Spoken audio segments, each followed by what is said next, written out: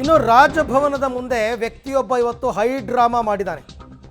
ಅದೇನೋ ಕಪ್ಪು ಬಟ್ಟೆಯನ್ನು ಪ್ರದರ್ಶಿಸಿದ್ದಾನೆ, ರಾಜಭವನಕ್ಕೆ ಮುತ್ತಿಗೆ ಹಾಕುವ ಪ್ರಯತ್ನವನ್ನು ಪಟ್ಟಿದ್ದಾನೆ.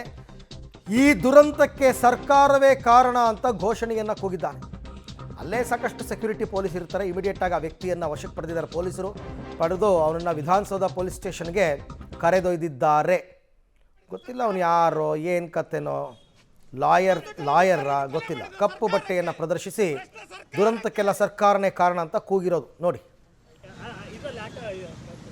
11 ಜನ ಮುಗ್ಧರನ್ನು ಕೊಲೆ ಮಾಡಿದ ಭ್ರಷ್ಟ ಸರ್ಕಾರಕ್ಕೆ ಧಿಕ್ಕಾರ, ಧಿಕ್ಕಾರ, ಧಿಕ್ಕಾರ, ಧಿಕ್ಕಾರ, ಧಿಕ್ಕಾರ, ಧಿಕ್ಕಾರ.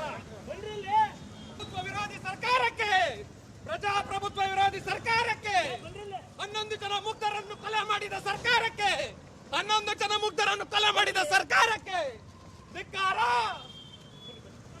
11 ಜನ ಮುಗ್ಧರನ್ನು ಕೊಲೆ ಮಾಡಿದ ಸರ್ಕಾರಕ್ಕೆ.